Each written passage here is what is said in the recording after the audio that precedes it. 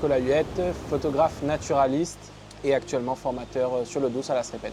Actuellement, l'association propose une formation sur l'eau douce à La Réunion. L'objectif, c'est de faire découvrir le monde de l'eau douce, on va dire de façon plus ou moins globale, et ensuite de faire un focus sur la biodiversité aquatique. Donc ce projet-là, c'est un projet qui a pu naître parce qu'on a eu l'appui aussi et le soutien financier notamment de l'OFB et de l'Office de l'eau. C'est une formation qui se déroule sur 2 jours. La première journée, en fait, on va parler globalement de l'eau douce à La Réunion, donc les usages, qu'est-ce qu'on fait de l'eau, combien on consomme de litres d'eau par jour, etc.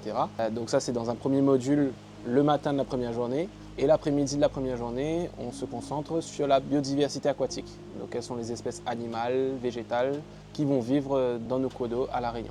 Et le second jour, c'est un petit peu, on va dire, la mise en pratique sur le terrain. Ce qu'on fait en général, c'est qu'on se rend directement sur un plan d'eau à proximité, donc une embouchure de rivière, l'étang, etc.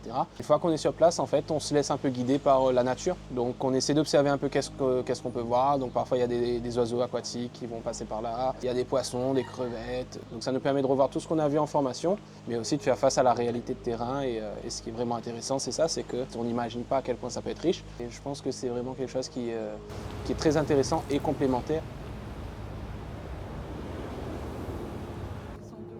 Voilà, dans le sens de la descente de l'eau. Donc là, en l'occurrence, on a eu cette idée-là parce qu'en fait, on s'est bien rendu compte qu'il y a encore un grand besoin finalement de parler de cette thématique de l'eau au vu des problématiques récentes de sécheresse, etc. Et une nécessité à faire connaître aussi toute la vie aquatique qu'on peut retrouver dans les rivières à La Réunion. C'est quand même des milieux qui sont assez peu connus encore aujourd'hui. Dans la formation, on a par exemple l'occasion de présenter les espèces animales aquatiques à La Réunion, donc certaines espèces qui sont assez connues, comme les anguilles, les camarons, etc.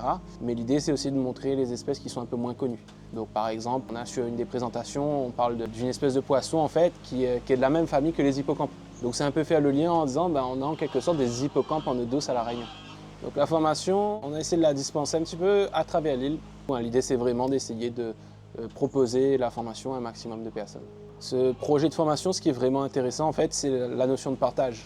Donc certes c'est une formation où on va dispenser des connaissances, mais en fait à chacune des formations, moi aussi j'apprends et c'est ça qui est vraiment intéressant et génial. On est tous apprenants finalement dans cette formation.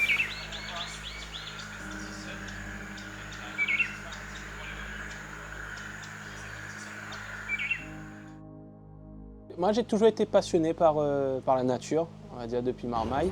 J'avais pas forcément l'occasion de beaucoup bouger quand j'étais Marmaille. Donc, je regardais plutôt des documentaires, je lisais des livres. Ce qui a un peu changé, c'est justement quand j'ai réussi à être véhiculé. Donc, c'était quand même beaucoup plus pratique parce que ça m'a permis d'accéder à des endroits qui étaient assez difficiles d'accès et à des heures aussi qui étaient, on va dire, assez différentes. Parce que de nuit, il y a vraiment un intérêt. Et moi, j'ai vraiment découvert le monde de la nuit, autant en rivière qu'en mer ou en forêt. Ça m'a beaucoup intéressé, du coup j'ai eu envie d'approfondir, donc de faire plus de photos de jour et de nuit et de voir de plus en plus d'espèces. Et au fur et à mesure, en fait, à un moment donné, on se rend compte qu'on suit le fil de l'eau, on ne s'arrête plus.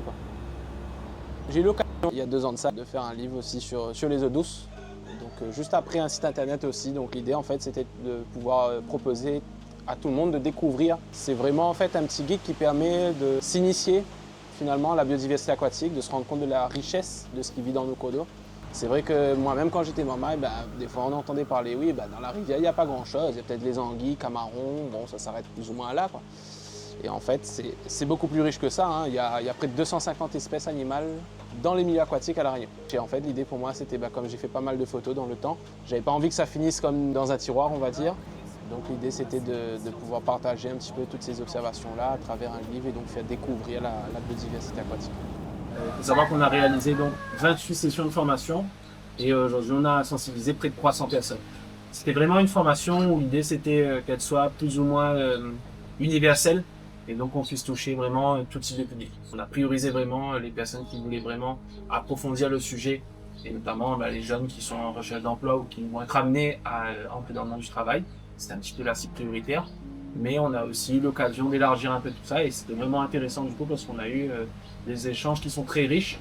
On a aussi plus de 90 personnes aussi qui ont montré un vrai intérêt suite à la formation et donc le souhait d'être passeur de savoir.